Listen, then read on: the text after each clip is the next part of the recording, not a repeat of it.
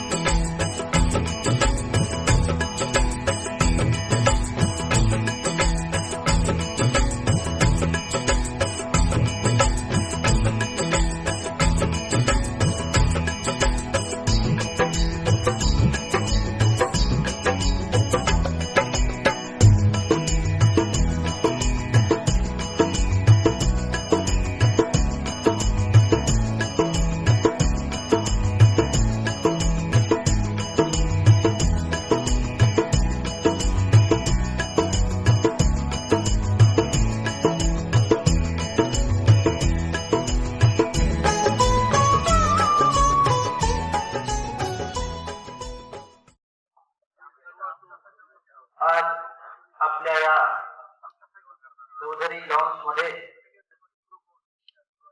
महामंडलेश्वर मनीषानंद पुरीजी यांचं पवित्र आगमन झालेलं आहे। दर महिन्याच्या मध्य एकादशीला हा सुस्त उपक्रम चिन्मय चौधरी यांनी या ठिकाणी आरंभ केलेला आहे। बऱ्याच काळाने आरंभ झालेला आहे। आम्हाला त्याला उशीर झाला म्हणजे 2.5 दिवसांनी। त्यानिमित्तानं सर्वात प्रथम सन्माननीय चिन्मय चौधरी आणि त्यांचं पूर्ण कुटुंब यांचं आम्ही स्वागत आणि अभिनंदनच करतो की त्यांनी हा जो कार्यक्रम ठेवलेला आहे आजच्या या काळामध्ये हा कार्यक्रम उत्तमरित्या पार पाडायचा। पण याच्यानंतर आपल्या या हॉलमध्ये बसायला जागा पुरली नाही पाहिजे असं काहीतरी कार्य करावं लागतं। जसं एका माणसाने यायचं नाही तर एका माणसाने सोबत 4, 5, 6 माणसं घेऊन यायची। एका महिलेनं यायचं नाही त्यांनी सुद्धा 10, 5 लोक घेऊन यायचे। असा हा कार्यक्रम दर महिन्याच्या मध्य एकादशीला असतो आणि वेळ 6:15 आणि प्रत्येक एकादशीला वेगवेगळे संत महंत या ठिकाणी येत असतात। असे आज या ठिकाणी आलेले सर्व परिचित असणारे अध्यात्माचं वेदाचं अशा अनेक प्रकारचं ज्ञान असणारे रोडी पाठीवर त्यांचं हमेशा वास्तव्य असणारे आणि अनेक यज्ञ कर्म करणारे महामंडलेश्वर मनीषानंद पुरीजी यांचं आपण टाळ्या वाजवून स्वागत करायचं आहे। यानंतर मी पहिल्यांदाच या ठिकाणी आलो। आज पुढचं काय नियोजन आहे या ठिकाणी मी परमपूज्य आमचे आदरणीय नेत्रोडकर गुरुजी यांच्याकडे या भ्रमण ध्वनी सेवकाचा ताबा देतो।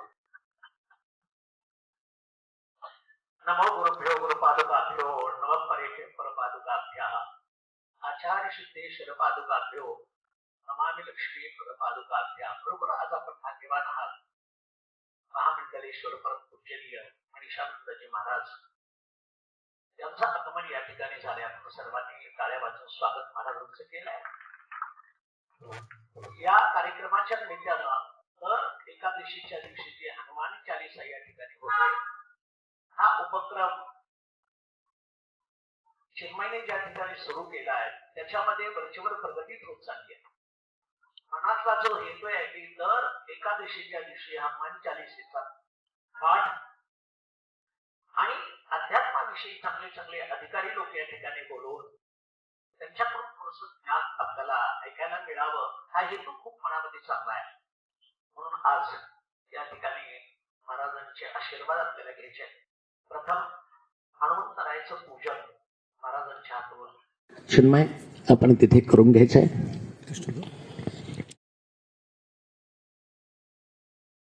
हरि ओम गणानां त्वा गणपतिं हवामहे कविं कवीनामुपमश्रवस्तमाम् ज्येष्ठराजं ब्रह्मणां ब्रह्मणस्पद नः शृण्वन्नोतिभिः सीदसाधनम्.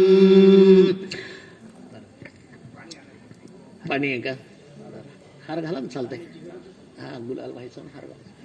बुद्धिर्बलं यशो धैर्यं निर्भयत्वमागुता अजायं वाक्पटुत्वञ्च हनुमत्तवदर्शना स्मरेत मनोजवं मारुततुल्यवेगं जितेन्द्रियं बुद्धिमतां वरिष्ठं वातात्मजं वानरयूतमुख्यं श्रीरामदूतं शरणं प्रपद्ये.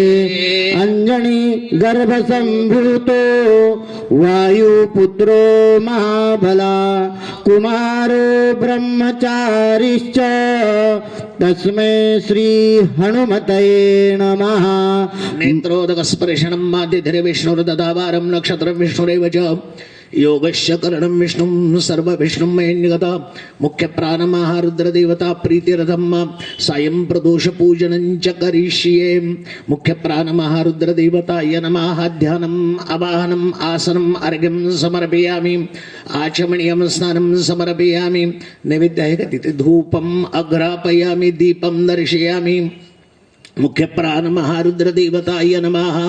शर्कराखंड खाद्यानि दधिक्षीरघृतानि च आहारं भक्षभोज्यं च नैवेद्यं प्रतिगृह्यताम्. निरंजन ते लवलात त्यांना थोडस मदत कर.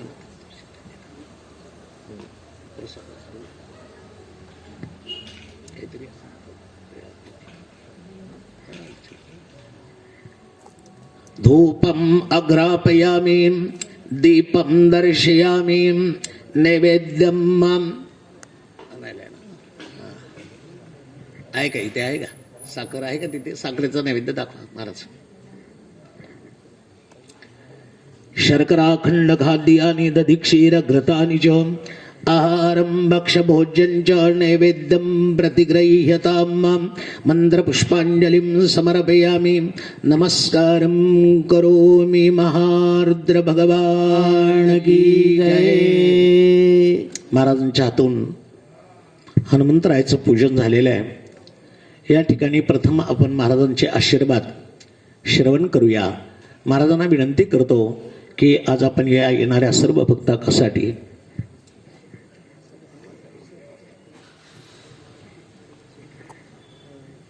तसं करायचं का? बर, मग आपण काय करू, 2 पाठ घेऊ आणि महाराजांचं प्रवचन होईल आणि मग महाराजांना सुद्धा जाण्यासाठी या. महाराज परमपूज्य आदरणीय भागवत मर्मज्ञ माधवगाव आजेगावकर यांचंही या ठिकाणी आगमन झालेलं आहे. त्यांनाही या मंचावर बसायची, खुर्चीवर बसू द्या. महाराजाला खाली बसता येत नाही.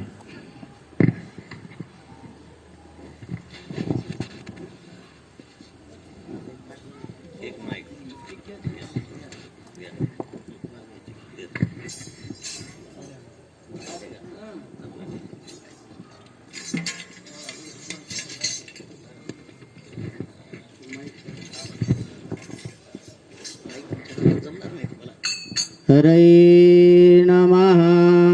वक्रतुंड महाकाय सूर्यकोटि समप्रभ निर्विघ्नं कुरु मे देव सर्वकार्येषु सर्वदा आपदामपहर्तारं दातारं सर्वसम्पदां लोकाभिरामं श्रीरामं भूयो भूयो नमाम्यहम् श्रीगुरुचरण सरोज निगमन मुकुर सुधारी भरणो रघुवर विमल जसो जोदायतु फलचारी बुद्धिहीन तनु जानिके सुमिरो पवन कुमार बल बुद्धि विद्या देहु मोहि हरऊ कलेश विकारम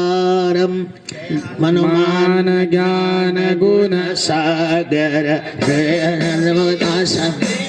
अयोपनिरागर दूत तडल धामा महापुत्र पवन सुत नाम महावीर विक्रम बजरंगी कुमति निवार सुमति के संगी कंचन बरन विराज सुवेशा कानन कुंडल कुंचित केशा हाथ वज्र और ध्वजा विराजे कांधे मूंज जनेऊ साजे शंकर सुवन केसरी नंदन तेज प्रताप महाजगवंदन विद्यावान गुणी अति चातुर काज काज करिबे को आतुर प्रभु चरित्र सुनिबे को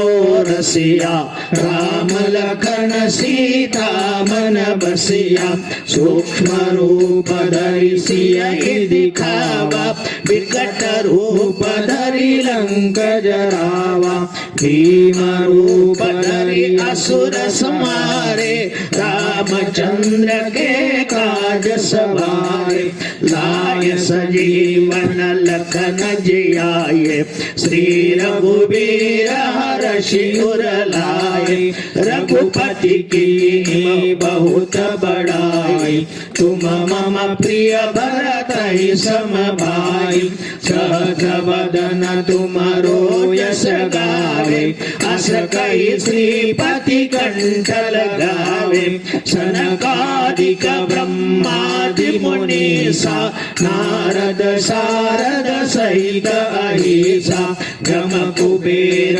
दिगपाल जहाते कवि को विद कही सके कहाते तुम उपकार सुग्रीव कीना राम मिलाय राजपद दीना तुमरो मंत्र विभीषण माना लंकेश्वर भय सब जग जाना युग सहस्र योजन पर भानु लील्योताई मधुर फल जानु प्रभु मुद्रिका मेरी मुख माही जल दिलाहि गए अजर जनाही दुर्गम काज जगत के जेते सुगम अनुग्रह तुमरे देते राम दुआरे तुम रखवारे होतन आज्ञा बिनु पैसारे सब सुगल है तुम्हारी शरणा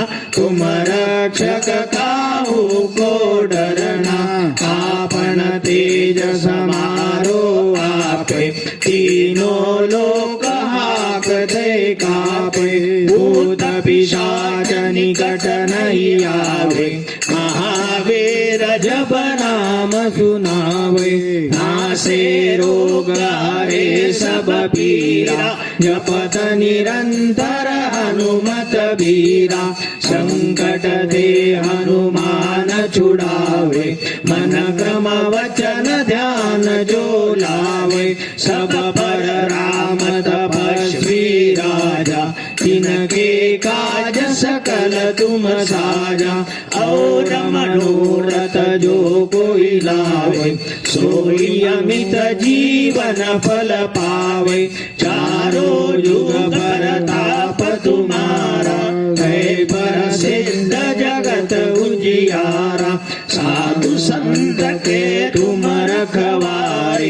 असुर निकंदन राम दुलारे अष्टसिद्धि नवनिधि के दाता असवर दीन जानकी माता राम रसायन तुम्हारे पासा सदा रहो रघुपति के दासा तुम्हारे भजन राम को पावे जन्म जन्म के दुख बिसरावे अंधकाल रघुवर पुर जाए जहाँ जन्म हरि भक्त कहाई और देवता चित्तन धरई हनुमत से सर्व सुख करई संकट कटे मिटे सब पीरा जो सुमिरे हनुमत बलबीरा जय जय जय हनुमान गोसाई कृपा करहु गुरुदेव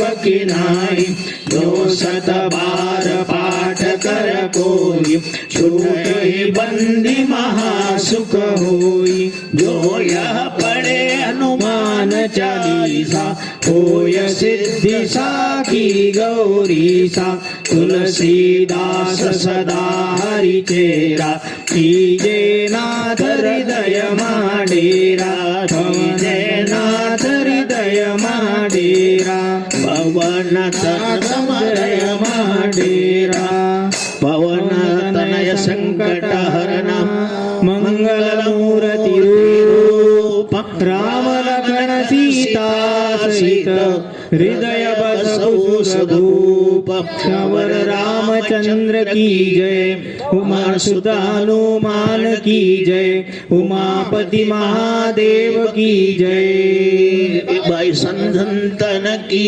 जय. आज आपल्याला या ठिकाणी महाराजांच्या मुखातून अमृतवाणीतून आपल्याला थोडं ज्ञान ऐकायचं आहे. या ठिकाणी चाललेला उपक्रम खरोखरच चिन्मय. दर एकादशीच्या दिवशी हा चाललेला उपक्रम सगळ्या करता आहे. सगळ्यांनी ही सेवा घडावी, हनुमंत चालीसा ही उपासना आपल्याला इथे घडावी. आणि आजचा तर एकादशी पर्वकाळ आणि त्यानिमित्तानं आज मी महाराजांना विनंती करतो की आपण या सर्व भक्तासाठी आशीर्वचन द्यावे.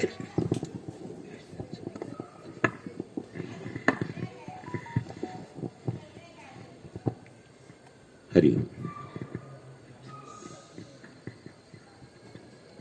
हरि ओम. सहनाववतु सहनौ भुनक्तु सह वीर्यं करवावहै तेजस्विनावधीतमस्तु मा विद्विषावहै. ओम शांति शांति शांति.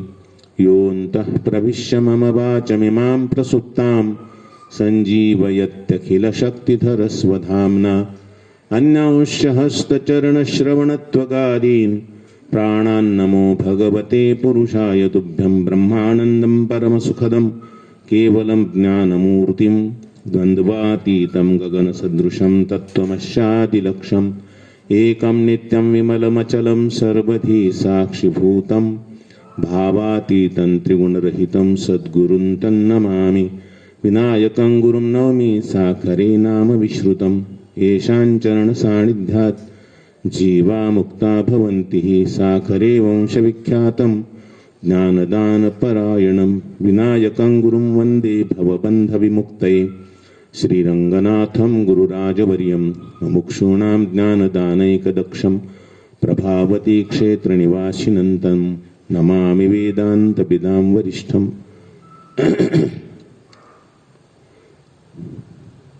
अनंतकोटी ब्रह्मांड नायक परब्रह्म परमात्म्याच्या असीम कृपेने आपल्या इथे हा चौधरी भाऊंच्या वतीनं हा सुंदर अशा प्रकारचा कार्यक्रम गेल्या बऱ्याच दिवसापासून चालत आहे असं त्यांनी सांगितलं होतं. चिन्मय भाऊने मला बऱ्याच दिवसापूर्वी भेट घेतली आणि सांगितलं असा कार्यक्रम आम्ही करत असतो. दर एकादशीला किंवा दर वद्य एकादशीला आम्ही हनुमान चालिसेचे काही पाठ करत असतो. 11 पाठ करत असतात. त्यानिमित्तानं बरेचसे लोक येत असतात. तुम्ही सुद्धा एक दिवस या हनुमान चालिसेच्या या कार्यक्रमासाठी भेट देण्यासाठी या असं त्यांनी आग्रह केला चिन्मय भाऊने आणि त्यावरून हा येण्याचा योग आला. आज इथे या कार्यक्रमासाठी उपस्थित परमपूज्य आदरणीय भागवताचार्य आजेगावकर महाराज, परमपूज्य आदरणीय चंदूभाऊ, परमपूज्य आदरणीय नेत्रुडकर महाराज आणि इतर आपण सर्व मान्यवर इथं उपस्थित आहात, माता भगिनी सुद्धा उपस्थित आहेत. या सर्वांच्या समक्ष भगवान हनुमंतरायांचं जे आहे ते चिंतन थोडक्यामध्ये करायचं आहे. त्या चिंतनासाठी मला आग्रह केलेला आहे. भगवान हनुमंतराय जे आहे ते खरं म्हणजे भगवंतही आहेत, पण भगवंताचे भक्तही आहेत. नाही, एका दृष्टीनं पाहिलं तर ते साक्षात भगवान शंकर असल्यामुळे ते देवही आहेत, पण भगवान शंकर असून सुद्धा भगवान प्रभू रामचंद्राची ते भक्ती करत असल्यामुळे भक्तही आहेत. देव आणि भक्त अशा प्रकारचं दुहेरी काम ते करत आहे. भगवान हनुमंतराय अनंत सामर्थ्य संपन्न आहेत आणि त्यांचं सामर्थ्य अपरंपार सामर्थ्य आहे. त्या सामर्थ्याचं कोण वर्णन करू शकतो नाही. अशा प्रकारचं अपार सामर्थ्य ज्यांचं आहे त्यांच्याबद्दल बोलत असताना सांगतात ना, अतुलित बलधामम हेम शैलाभदेहम धनुजवन कृशानम ज्ञानिनामग्रगण्यम सकल गुणनिधानम वानराणामधीशम रघुपती प्रिय भक्तम वातजातम नमामि. त्यांच्या ठिकाणी अतुलित बलधाम, अतुलित बलांचे ते धाम आहेत, ज्या बलाची तुलना करता येत नाही अशा प्रकारचं अतुलित बल आणि त्या बलाचं ते धाम आहेत. अनंत बल त्यांच्यामध्ये साठवलेलं आहे. अतुलित बलधामम. पुन्हा हेम शैलाभदेहम, त्यांचा जो देह आहे एखादा सोन्याचा पर्वत जसा असावा अशा प्रकारचा त्यांचा विशाल देह आणि अत्यंत सुंदर देह आहे. कारण हेम म्हणजे सोनं, सोनं अत्यंत प्रिय सगळ्यांना, सगळ्यांना आवडतं नाही का. हेम शैलाभदेहम अशा प्रकारचा देह ज्यांचा आहे. आणि धनुजवन कृशाणुम, धनु माता जे आहेत तिचे जे पुत्र आहेत ते सर्व राक्षस मानले जातात, त्यांना धनुज म्हणतात नाही. ते दानव, धनुज म्हणजेच दुसरा शब्द आहे दानव. ते दानवांचं जे वन आहे ते वनाचे ते कृषाणू आहेत, म्हणजे अग्नी आहे. त्या वनाला भस्मसात करण्याचं सामर्थ्य त्यांच्यामध्ये आहे. म्हणजे राक्षसरूपी वनाला संपवण्यासाठी हे अग्नीच आहेत. आणि ज्ञानिनाम अग्रगण्यम, ज्ञानी जे आहेत त्या ज्ञानियांमध्ये ते अत्यंत अग्रगणी असणारे भगवान हनुमंतराय आहेत. आणि सर्व गुणांचं ते निधान आहे. सर्व गुण त्यांच्या ठिकाणी साठवलेले आहेत. अशा प्रकारचे हनुमंतराय वानराणामधीशम, वानरांचे ते अधिपती आहे. आणि असे रघुपती प्रिय भक्तम वात जातम नम, असे जे परमात्मा रामचंद्र प्रभूंचे प्रिय भक्त आहेत त्या प्रभूंना मी नमस्कार करतो म्हणतात. आणि ते कुणाचे पुत्र आहेत? वायूचे पुत्र आहेत. असे वायुपुत्र हनुमंतराय त्यांना नमस्कार करतो म्हणतात. आणि त्यांना नमस्कार करून आपण त्यांचं थोडक्यामध्ये चिंतन करण्याचा प्रयत्न करायचा आहे. भगवान हनुमंतराय सेवा करत असताना किती महत्त्वानं सेवा, म्हणजे किती दक्षतापूर्वक सेवा करतात. त्या सेवेचं जर आपण लक्ष घेतलं तर खरंच ते फार मोठी दक्षतापूर्वक सेवा करत आहेत. प्रभू रामचंद्राची सेवा करत असताना प्रभू रामचंद्राला त्यांच्यावर पूर्ण विश्वास आहे. जेव्हा सीताई साहेबांचा शोध करायचा असं ठरलं, सुग्रीवानी सगळ्या वानरांना बोलावलं, सगळ्यांना सांगितलं असं असं सीता मातेचा शोध करायचा. कोणी पूर्वेकडे, कोणी पश्चिमेकडे, कोणी उत्तरेकडे, कोणी दक्षिणेकडे, असं सगळ्यांना वेगवेगळ्या रस्ते दाखवून दिले. आणि ज्या दक्षिणेकडे जाणारी जी टोळी होती त्याच्यामध्ये जाणारे हनुमंतराय वगैरे महत्त्वाचे नल, नील, अंगद इत्यादी जरा चांगले चांगले योद्धा होते. त्यांना सांगितलं तुम्हाला इकडं जायचं. सगळे जायला निघाले होते. सगळे चला रे चला, फक्त निघायचे. कुठं जायचंय? सीता मातेच्या शोधाला जायचे. सीता माता कशा आहेत, ते कुठं राहतात, कशा आहेत, काय काय त्यांचं स्वरूप काय आहे काहीच माहीत नाही. उगाच चला रे चला सीता मातेचा शोध करायचा. आणि सीता मातेबद्दल माहितीच काही नाही, निघाले शोध करायला. पण हनुमंतरायांचा जो दळ होता त्यांनी मात्र विचार केला. आणि त्यातल्या त्यात हनुमंतरायाने विचार केला. म्हणून तर ज्ञानिनाम अग्रगण्यम म्हणतात ना. हनुमंतराय म्हणजे सीता मातेला शोधायचं खरं, पण सीता माता आहेत कशा आपण पाहिल्याच नाहीत. पाहिले असते तर मग ठीक होतं, पण पाहिलं नाही तर शोधायचं कसं त्यांना नाही का. यासाठी प्रभू रामचंद्राकडे हनुमंतराय जातात. सांगितलं प्रभू आम्ही चाललो सीताई साहेबांना भेटण्यासाठी, पण त्या कशा आहेत याच्याबद्दल थोडी माहिती तर सांगा की नाही. मग भगवान रामचंद्रानं जशी माहिती सांगितली त्यानुसार मग जायचं ठरलं. पण मला सीतामाता ओळखतील का? मी जर समजा त्यांना भेटलो तर, म्हणजे विश्वास आहे मला त्यांची भेट होईल असा विश्वास सुद्धा आहे ना. काम करण्याच्या अगोदर थोडा विश्वासही असला पाहिजे. बाकीच्यांना विश्वासही होतं का नाही कोण असतं. त्यांना विश्वासही होता की आपल्याला नक्की सीतामाता भेटणार. आणि भेटल्या तर मग त्यांना परिचय द्यावा लागेल. तर प्रभू त्यांना परिचय देण्यासाठी काय करू, याच्यामुळेच म्हणायचं बुद्धिमत्ता वरिष्ठ नाही. परिचय देण्यासाठी मी काय करू, काय दाखवू त्यांना. मग म्हणले ही मुद्रिका घेऊन जा. सगळ्यात आवडती मुद्रिका जी होती ती मुद्रिका त्यांच्याजवळ दिली. किती आदर त्या मुद्रिकेविषयी सुद्धा. त्याच्यावर रामनामांकित होतं. तर रामनामांकित असणारी मुद्रिका मुठीत ठेवावी.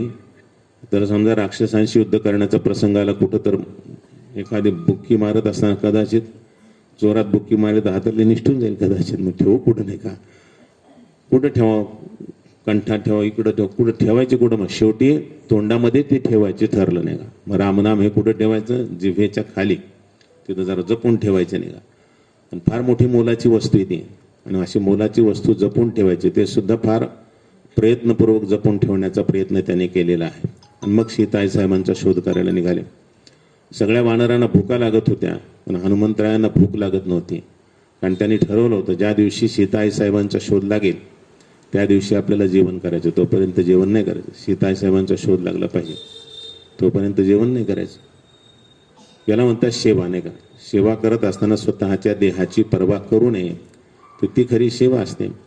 आता आपल्या खाण्यापिण्याचं काय, मग आम्ही सेवेला जातो पण आमच्या खाण्यापिण्याची सोय काय होईल, आमची राहण्याची सोय कशी होईल, बाकीची कशी व्यवस्था होईल, हे जर विचारत असतील तर मग ते सेवा नाही ना, नाही का.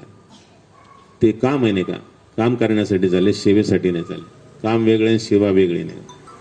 कामाचा मोबदला मर्यादित असतो आणि सेवेचा मोबदला त्याला म्हणजे किती मर्यादा आहेत, मर्यादाच नसते. किती मोबदला मिळेल त्याचं कोण अंत लावू शकतं, नाही का. सेवेचा मोबदला नसतो, नाही, अपार मोबदला. सेवाच असते, नाही का. ती सेवा करायला निघालेत. सेवा करायला निघाल्यानंतर निश्चय असा आहे की ज्या दिवशी सीताई साहेबांचा शोध लागेल त्या दिवशी जेवण करायचं, तोपर्यंत नाही.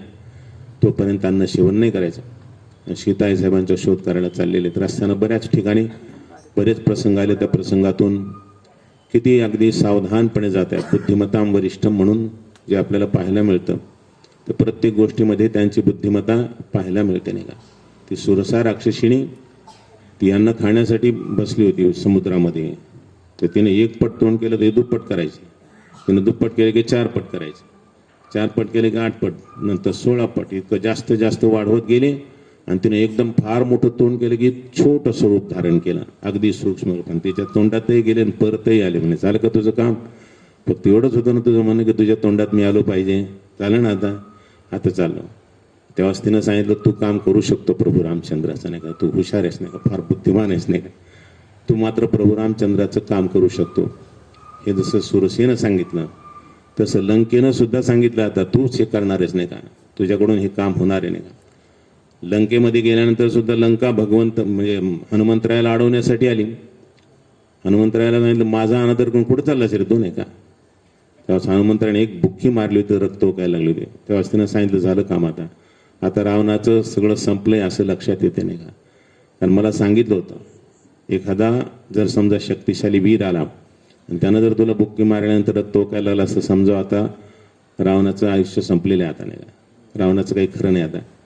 मग हे तिथं सुद्धा त्यांना तिथं प्रशस्ती मिळाली. तिथून आपल्याला माहित आहे जात असताना हनुमंतरायांची किती बुद्धिमत्ता आहे. रात्रभर सीताई साहेबांचा शोध केला छोटं स्वरूप धारण करून. कुठे त्यांना प्रसन्नता वाटली नाही.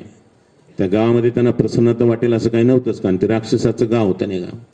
सगळे अभक्ष खाणारे, ते अत्यंत वाईट वर्तन, ते सगळं जिकडं तिकडं भयानक वातावरण होतं.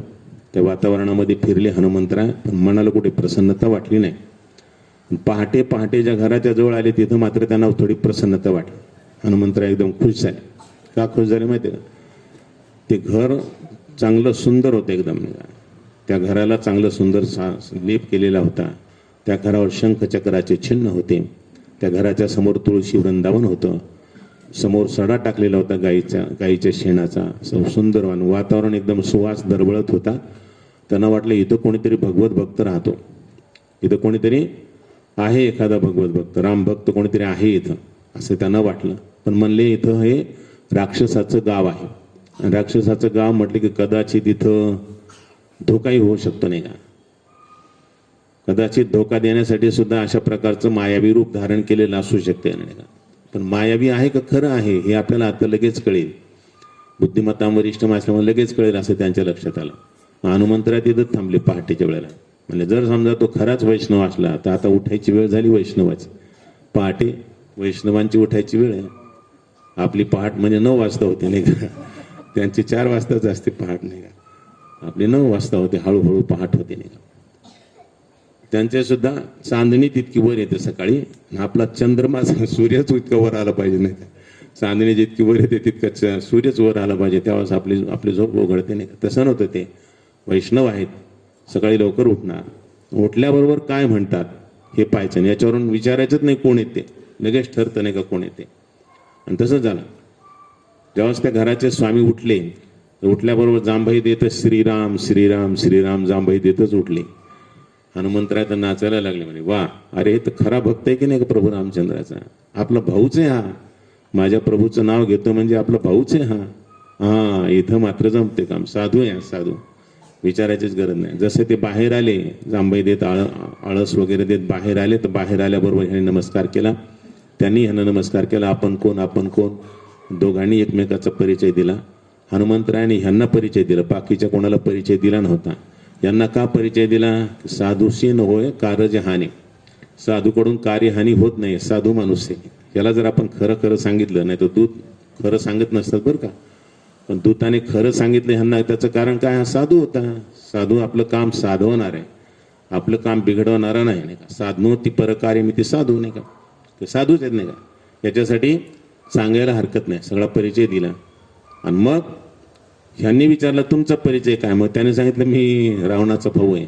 रावणाचा भाऊ, कमाल आहे. आणि तुम्ही या राक्षसाच्या नगरीमध्ये राहतात, कसे राहता बुवा, रावण असा आणि ते तुम्ही असे, तुम्ही कसे राहतात इथं? म्हणले राहतो. कसे राहतात? म्हणजे जसं 32 दातांच्या मध्ये जीव राहते तसं राहतो नाही का, 32 दातांच्या मध्ये जशी जीभ राहते ना तसं राहतो म्हणले नाही का. पहा बरं किती सुंदर बोलणे नाही का. भगवान हनुमंतरायांना विभीषण महाराज जे सांगतात ना, 32 दातांच्या मध्ये जशी जीभ राहते तसं राहतो. दात किती कडक आहेत नाही का, पण त्या सगळ्यामध्ये जीभ राहते नाही का, सांभाळून सांभाळून राहते. नाही तर जिभेला जर दाताने चावलं तर काय खरं जिभेचं नाही का, काही खरं का, पण राहते मध्ये. पण त्याच्यातून सांगायचं तात्पर्य सुद्धा असं आहे की दात पडत असतात पण जीभ मात्र जात नाही का. दात जरी सगळे पडले तरी जीभ राहतेच नाही का. ज्यांना बिलकुल दात नाहीत, वेदांती नाही का, बिना दाताची माणसं नाही का, वेदांती नाही का. ज्यांना दातच नाही असे सुद्धा असतील, त्यांची सुद्धा जीभ असते, जीभ मात्र जात नाही. म्हणजे मी राहणार आहे असं सांगायचं होतं जणू काय. हे सगळे जाणार आहेत, मीच राहणार आहे नाही का. महापुरे झाडे जाती तेथे लवाळे वाचते, हे ठरलेले नाही का. म्हणून असं सांगितल्यानंतर ह्याने सांगितलं वा तुम्ही प्रभू रामचंद्राचे दूत आहात. म्हणले हो, मला प्रभू रामचंद्राला भेटायचं, प्रभू रामचंद्र माझा स्वीकार करतील का? मी राक्षस आहे, राक्षसाचा स्वीकार करतील प्रभू रामचंद्र? म्हणजे जरूर करतील. कशावरून म्हणतात तुम्ही? म्हणजे कशावरून म्हणतात म्हणजे माझ्याकडेच बघा मी कोण आहे, मी वानर आहे हो, वानर नाही का. आणि वानराची अशी अवस्था म्हणजे की प्रातले जो नाम हमारा तादिन ताही मिले न आहारा. आम्ही अशा कुळामध्ये जन्मले आहेत की सकाळी सकाळी जर आमचं नुसतं नाव घेतलं, वानराचं नुसतं नाव जरी सकाळी सकाळी घेतलं तर दिवसभर खायला मिळत नाही. अशा कुळात जन्मलो मी. तोंड पाहिल्यावर तर मिळणारच नाही, नाव घेतल्यावर सुद्धा खायला मिळत नाही. अशा कुळात जन्मलो, त्या मला प्रभू रामचंद्राने हृदयाला लावले, मला आपलंसं केले. इतके दयाळू परमात्मा आहेत. तुम्हाला, तुम्ही तर ऋषीच्या कुळातले, पुलस्त्य ऋषीचे वंशज आहात तुम्ही, तुम्हाला का नाही स्वीकार करणार प्रभू रामचंद्र? निश्चित स्वीकार करतील तुमचा. असं म्हटल्याबरोबर विभीषणाला खूप आनंद झाला. पण म्हणले आता एक करायचंय, आपण दोघ जण भाऊ भाऊ आहोत, पण भावाभावामध्ये एक गोष्ट आहे, तुम्हाला आईची ओळख आहे पण बाबाची ओळख नाही, म्हणजे पप्पाची ओळख नाही का. मला पप्पाची ओळख आहे पण मला आईची ओळख नाही. आज फक्त तुमच्यावर एक जबाबदारी, तुम्ही मला आईची ओळख करून द्या, मी तुम्हाला पप्पाची ओळख करून देतो नाही का. भाऊ भाऊ कसे पहा बरं, सगळे कसं समानतेनं वागतात नाही का. आज तुम्ही मला आईची ओळख करून द्या, आणि मला इथं आता आईची ओळख नाही ना, म्हणून माझ्या आईची मला तुम्ही ओळख करून द्या, मी तुम्हाला आपल्या पप्पाची ओळख करून देतो नाही का. भेटच करून देतो, चिंताच करू नका नाही का. असं आणि दोन्ही गोष्टी ठरल्या. आणि दोघांनी असे बरोबर लगेच विभीषण महाराजांनी तो पत्ता सांगितला कुठं आहेत आईसाहेब. आईसाहेबांना भेटण्यासाठी हे जातात. तिथे गेल्यानंतर आईसाहेबांची आज तयारीत चालली होती. म्हणजे काही नाही, जगून काही फायदा नाही. त्या वृक्षाला मागत होत्या, त्या अशोक वृक्षाला, की बाबा रे तू आगणी तरी दे, म्हणजे मी माझा देह जाळून टाकेन, काय काय फायदा आहे माझा नाही का. आणि असं जेव्हा रडत होत्या, शोक करत होत्या, तेव्हा हनुमंतरायांनी ती मुद्रिका तेवढ्यामध्ये टाकली त्यांच्याजवळ. अग्नी मागितला तर अग्नी मागितल्यानंतर ती मुद्रिका पडली. मुद्रिका पडल्यानंतर पाहिलं तर एकदम आश्चर्य झालं सीताई साहेबांना. अरे ही मुद्रिका म्हणजे माझीच मुद्रिका प्रभू रामचंद्राला दिली होती, प्रभूने ही पाठवली, कोणी आणली असेल? कदाचित एखादा मायावी राक्षस वगैरे तर नसेल ना. तर मग ह्यांनी भगवंताचे गुण गायला सुरुवात केली. हनुमंतरायाने फार भगवंताचं सुंदर चरित्र गातात. रामचरित सुन बेको रशिया नाही का, हा राम लखन सीता मन बसिया. प्रभू रामचंद्राचं चरित्र ऐकण्यामध्ये रसिक आहेत आणि करण्यामध्ये कथा करता सुद्धा येते बरं का. जशी कथा ऐकता येते हनुमंतरायाला तशी कथा करता सुद्धा येते. खूप सुंदर कथा केलेली आहे. सुनो रे राम कहाणी नाही का, राम कहाणी ऐकवतात कुठं तिथं सीताई साहेबाला. सगळी इत्थंभूत राम कहाणी सुरुवातीपासून ते अपहरण होईपर्यंतची जी कहाणी होती ती सगळी कहाणी सांगितली. इतक्या आनंदी झाल्या सीतामाता. म्हणजे कोण आहेस रे बाबा तू, मला समोर तर रूप तरी दाखवणं, कोण आहेस तू नाही का. आणि मग हळूच उडी मारली, सांगितलं मी आहे. कोण आहेस? म्हणजे मी प्रभू रामचंद्राचा दूत आहे. कसा आला होतास? म्हणले असं असं. तू कसा आलास एवढ्या राक्षसामध्ये, तू वाचला कसा नाही का? म्हणले त्यांचं काय लागे, मला हात लावायचा नाही का, तुम्ही त्याची काळजी करू नका. अरे पण हे राक्षस एवढे मोठे मोठे आणि तू सांगतोस की मला न्यायला येणार आहेत, तुम्ही कसे येणार? प्रभू रामचंद्राकडे सेना कोणती? म्हणजे आमचीच. म्हणजे पण तुम्ही कसे काय जिंकणार? म्हणजे तुम्ही पाहायचं का तुम्हाला माझं स्वरूप? आणि मग हनुमंतरायाने आपलं विशाल स्वरूप दाखवलं होतं नाही. विशाल स्वरूप दाखवल्यानंतर मग आईसाहेब म्हणले बस बस बस बस आता लहान वरे बाप्पा बस झालं, जास्त मोठं होऊ नको नाही. मग सामर्थ्य दाखवलं तिथं.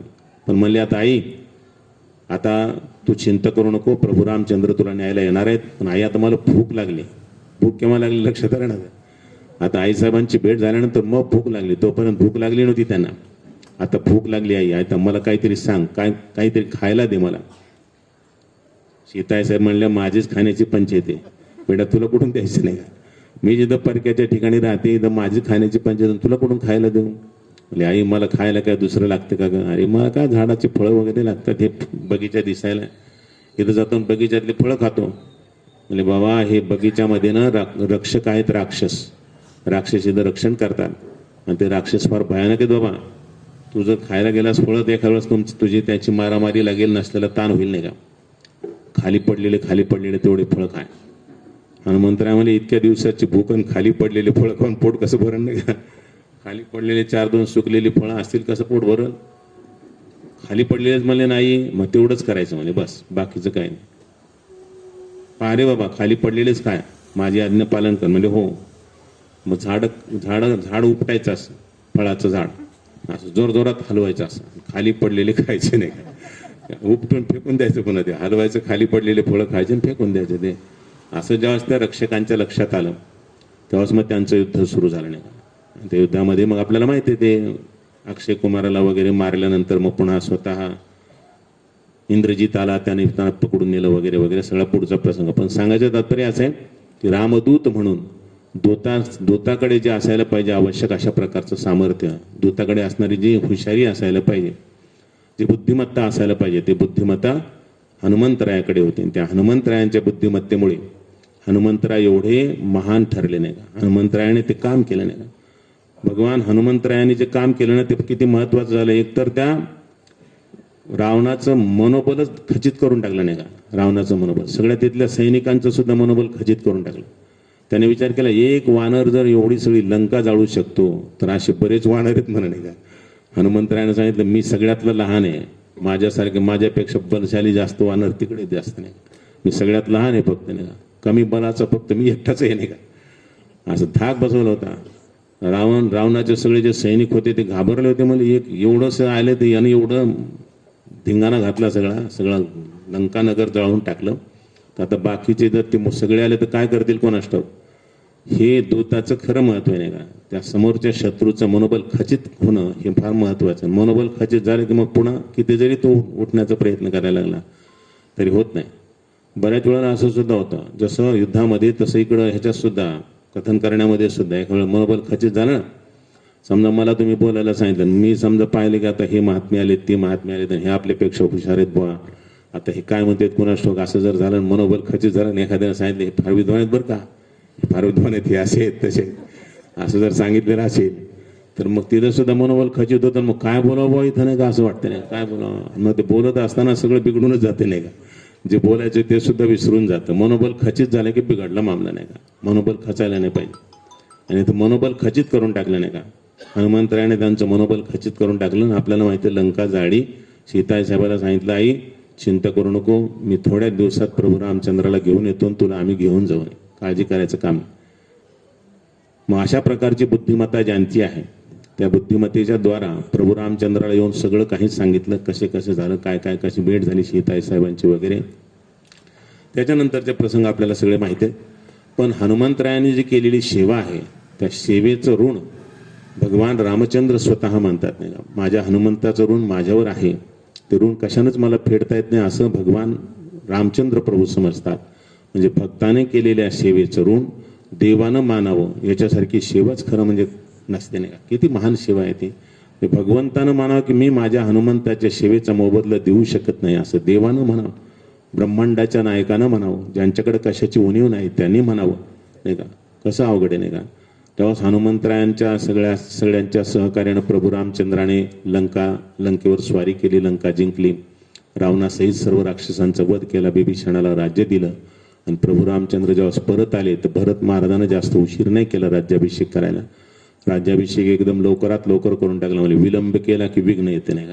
त्याच्यापेक्षा विलंब नाही करायचा, लवकरात लवकर राज्याभिषेक केला. राज्याभिषेक होत असताना राज्याभिषेक प्रसंगी प्रभू रामचंद्र सगळ्यांची कृतज्ञता बाळगतात. ज्याने ज्याने त्यांना मदत केली त्या सगळ्यांना अगदी त्या गौरवपूर्वक त्यांना पुरस्कार देतात. गौरव करून, नुसतं नाही, त्यांचा गौरव करायचा. एकेकाचं नाव घ्यायचं. नल आहे, नील आहे, जांबवंत आहे, सुग्रीव आहे, अंगद आहे. सगळ्यांचे नाव घेतात आणि त्यांचं बल शौर्य यांचा गौरव करतात. स्वतः प्रभू रामचंद्र मुखाने त्यांच्या सामर्थ्याचं, त्यांच्या शक्तीचं असं वर्णन करतात. आणि त्यांनी केलेले शौर्य धैर्य जे आहेत त्याचं वर्णन करतात. आणि त्यांना मग पारितोषिकं देतात. अमूल्य अशा प्रकारचे पारितोषिकं देतात. सगळ्यांना पारितोषिकं दिले प्रभू रामचंद्राने. आणि जेव्हा कार्यक्रम संपला असं जाहीर केलं, आता कार्यक्रम संपला असं जाहीर केलं, तेव्हा भरत महाराजांना राहवलं नाही. भरत महाराज हळूच प्रभू रामचंद्राच्या जवळ गेले आणि कानात सांगितलं, दादा तुम्ही विसरलात की काय. आणि काय झालं, सगळ्यांचे सत्कार केले आणि माझ्या हनुमंताचा तर सत्कारच नाही केला नाही का. आणि त्यांना माहित होतं हनुमंतरायानं फार मोठं काम केलं नाही का प्रभू रामचंद्राच्या साठी.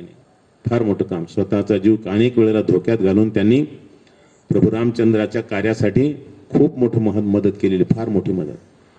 त्यांना तर तुम्ही काही दिलत नाही. त्यावेळेस मग भगवान रामचंद्र भरताला सांगतात, भरता तुला खरं सांगू, माझ्या हनुमंताचे माझ्यावर एवढे उपकार आहेत की त्या उपकाराच्या मोबदल्यात द्यायला माझ्याजवळ वस्तू नाही गड्या हनुमंता. भरता माझ्याकडे ते हनुमंताला देणारी वस्तू नाही का. काय द्यावं ते मला लक्षात येत नाही का. माझ्याकडे वस्तू नाही, काय द्यावं त्याला, की एवढे मोठे उपकार आहेत की त्या उपकाराच्या मोबदल्यात देण्यासाठी माझ्याकडे वस्तू नाही असं कोण म्हणतात. समग्र ब्रह्मांडाचे मालक स्वामी परब्रह्म परमात्मा रामचंद्र असं म्हणतात. तेव्हा सीताई साहेबांनी ते ऐकलं होतं. शेजारीच होत्या ना. ते दोघांचं बोलणं जरी दुसऱ्याला ऐकू येत नव्हतं समोरच्यांना काय चाललंय ते, पण ते सीताई साहेबांनी ऐकलं होतं. सीताई साहेबांनी नवरत्नांचा हार होता, तो नवरत्नांचा हारच त्यांना देऊन टाकला. म्हणजे तुमच्याजवळ काही नसेल पण माझ्याजवळ आहे ना अमूल्य वस्तू, नवरत्नांचा हार दिला. पण हे बाबा असे नाही का, त्याने तो हार घेतला, गळ्यातला काढला आणि एक एक रत्न बघू लागले. असं बघू लागले, नाही वरून काही दिसलं नाही म्हणून फोडून पाहू लागले. दातानं फोडायचे, त्याच्यातले तुकडे बघायचे, त्याच्यात काही नाही, फेकून द्यायचे नाही. एक दोन फोडले असतील नाही. सीताई साहेब मला काय करायला तू हनुमंता, एवढं मोठं मौल्यवान रत्न आणि त्याला फोडायला असतो. म्हणजे काही नाही आई, याच्यामध्ये तुम्ही दोघं जण आहात का बघायला लागलो नाही. आणि फेकून देतोस एवढे मोठे रत्न. मला रत्न नाही, ते रत्नापेक्षा जरी मोठी एखादी वस्तू असेल आणि ज्याच्यात तुम्ही नसाल तर माझ्यासाठी काय कामाचं ते नाही का. ज्याच्यात माझे सीताराम प्रभू नाहीत ते मला माझ्यासाठी काय उपयोगाचे, फेकून द्यायला काय गरज नाही. जर तुला ज्याच्यात रामचंद्र प्रभू आणि सीता माता नाहीत ते तुला आवडत नसेल तर तुझ्या शरीरात आम्ही आहोत. म्हणजे हा जरूर नाही का. बिभीषणाने विचारलं तुमच्या शरीरात आहेत. म्हणजे हा माझ्या शरीरात आहेत म्हणूनच जगतो, जर नसते तर मी सुद्धा जगलो नसतो नाही का. मग छाती फाडूनच दाखवलं होतं नाही का. पण सांगायचं तात्पर्य असं आहे, अशा प्रकारची सेवा, ती सेवा करत असताना जराही कुचराई नाही. सेवा अगदी मनोभावे जीवे भावे करायची. आणि जीवे भावे सेवा करून त्या सेवेनं एवढं मोठं पद कमवलं की प्रभू रामचंद्राने म्हणावं की माझ्या हनुमंताचं ऋण मी फेडू शकत नाही. अशा प्रकारची सामर्थ्य शक्ती मिळवावी, अशी सेवा झाली पाहिजे. सेवा आपल्याला आवडेल अशी करून फायदा नाही. देवाला आवडेल अशी सेवा आहे. आणि देवाने पण मानावं की अरे ह्या सेवेत खरंच माझ्यावर ह्या भक्ताने उपकार केलेत असं वाटावं. खरं म्हणजे असं उपकार करण्यासाठी म्हणून करायचं नाही, पण अशी सेवा जर केली तर आपोआपच भगवंताला त्याचे उपकार वाटतात. भगवंत फार दयाळू आहेत आणि परब्रह्म परमात्मा रामचंद्र त्यांच्या उपकाराची जाणीव ठेवतात.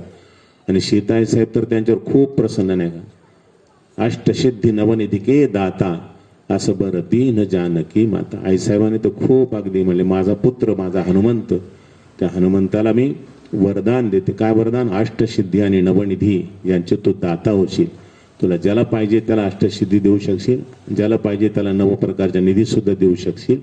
अष्टसिद्धी आणि नवनिधी याचा दाता तू होशील, अशा प्रकारचं वरदान त्याने दिलेलं आहे. म्हणून आपण त्यांची जर भक्ती केली हनुमंतरायाची तर हनुमंतराय आपल्याला हे सगळं देऊ शकतात. हे सामर्थ्य त्यांच्यामध्ये आहे. आणि म्हणून आपल्या स्वतःची आता खरं म्हणजे आज एखादा जर हे लॉन्स कोणाला दिलं असतं तर बरंच कमाई झाली असती नाही का.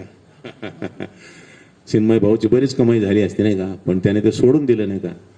कारण हे सोडून देण्याचं कारण काय त्यांना माहिती आहे, अष्टसिद्धी नवनिधी के दाता नाही का. असं बरं दीन जानकी माता हनुमंतरायांची जर सेवा केली तर हे काय एक दिवसाचं नाही का. एक दिवसाचं काय नाही. भगवान हनुमंतराय किती देतील याचं मोजमाप कोण करू शकते नाही का. मोजमाप करू शकत नाही. आणि म्हणून त्यांनी ह्याच्याकडे बघितलंच नाही ते किती यायले तर काय नाही. आजच्या दिवस नाही द्यायचा नाही का. एकादशीचा दिवस आहे जरी लोकांनी मागितलं तरी द्यायचं नाही. तर आज बरेचसे लॉन्स भरलेले आहेत नाही, एकादशी जरी असली तरी नाही.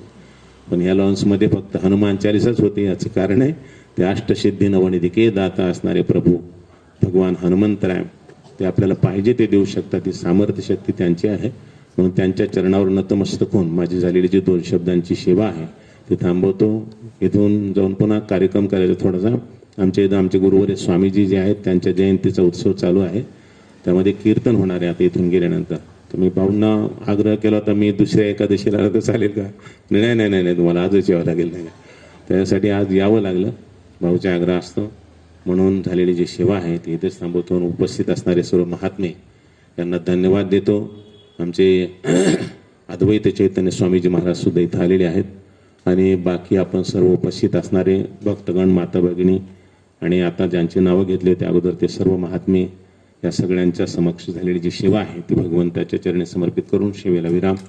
पुंडलिक वरदे हरिविठ्ठल श्री ज्ञानदेव तुकाराम पंढरीनाथ महाराज की जय. माऊली ज्ञानेश्वर महाराज की जय. जगद्गुरु तुकाराम महाराज की जय.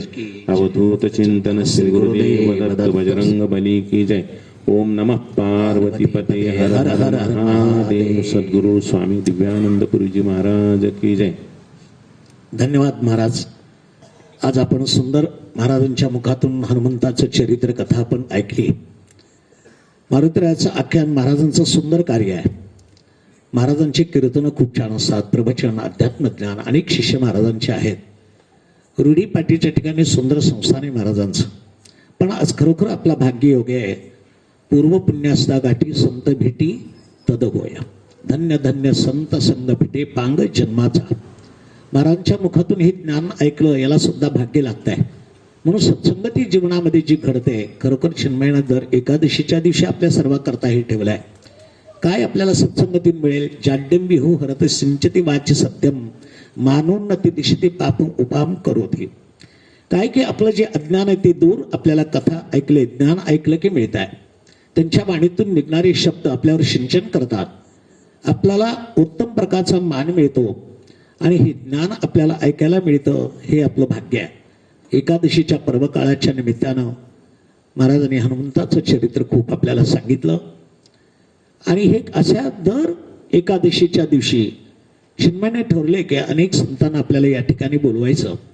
यांच्याकडून आशीर्वचन ज्ञान आपल्याला घ्यायचं की त्या ज्ञानातून मोक्ष येतात. ज्ञानम विना मुक्तीर नास्ति पायी शतैरपी यथा भक्तीर विना ज्ञानम नास्ति पायी शतैरपी. ही एक भक्तीच आहे. हरी आपण जे हनुमान चालीसा नामस्मरण करतो या नामामध्ये ताकद आहे. नामापासे नित्यानंद स्वरूपा बोध हरिनामे. नामापासे रिद्धी सिद्धी तुटती उपाधी हरिनामे. ज्या हनुमंतरायानं प्रभूचं नामस्मरण करून या ठिकाणी श्रवण भक्ती त्यांनी केली आहे. म्हणून ही जी भक्ती हनुमंतरायाने केली आहे म्हणून आपण त्या हनुमंताला प्रार्थना करायची की काय भक्तीच्या त्या वाटा मज दावाव्या सुभाटा. म्हणून आज आपल्याला महाराजांच्या मुखातून सुंदर ज्ञान ऐकायला मिळालं. यानंतर आज आपल्या या ठिकाणी मदन महाराज वाघ या ठिकाणी उपस्थित आहेत, पोखरणीचे आहेत. आज या ठिकाणी त्यांच्या हातून आरती ती होणार आहे. आरती झाली की सगळ्यात आपल्याला प्रसाद सर्वांनी घ्यायचा आहे. दर एकादशीला बद्ध एकादशीला सर्व हजर राहा. खूप आनंद आहे.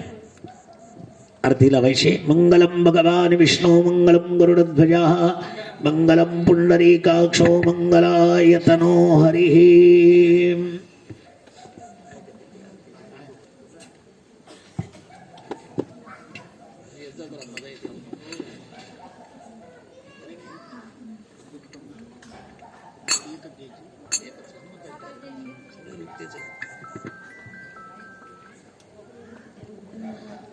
मुख्य प्राण महारुद्र देवताय नमः. अग्निर्देवता वातो देवता सूर्यो देवता चंद्रमा देवता वसवो देवता रुद्रा देवता द्वितीया देवता मरुतो देवता विश्वे देवा देवता बृहस्पतिर्देवतेन्द्रो देवता वरुणो देवता.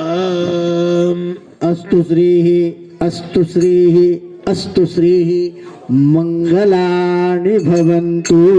सत्राणि उड्डाण हुंकार वदने कैलाभूमण्डल सिंधुजाचरणी कराळे ब्रह्मांड ढाके त्रिभुवनी सरोवर नरनिशाचरता झाल्या परणी. जय देव जय देव जय हनुमंता हो स्वामी हनुमंता तुमचे ने प्रसादे नवी कृतांता. जय देव जय देव दुमदुमले पाताळ उठला शब्द थरथरला धरणी धर मांडीला खेद कराले ब्रह्मान उर्गण उच्छेद रामे रामदासा शक्तीचा शोध. जय देव जय हनुमंता हो स्वामी हनुमंता तुमचे ने प्रसादे झाली कृतांता. जय देव कर्पूर दिक्यार्तिं समर्पयामि. कर्पूर गौरम करुणावतारम संसारसारम भुजगेन्द्रहारम सदा वसंतम हृदयारविंदे भवं भवानी सैदं नमामि. कर्पूरनिराञ्जन दीपं समर्पयामि. अंजनी सुताय विद्महे वायुपुत्राय धीमहि तन्नो हनुमन्तः प्रचोदयात्. मंत्रपुष्पाञ्जलिं समर्पयामि. नमस्कारं करोमि. मनोजवं मारुततुल्यवेगं जितेन्द्रियं बुद्धिमतां वरिष्ठं वातात्मजं वानरयूतं मुख्यं श्रीरामदूतं रुद्र हनुमान की जय. हरिनाथ भगवान की जय. या ठिकाणी आजचा कार्यक्रम संपन्न झाला.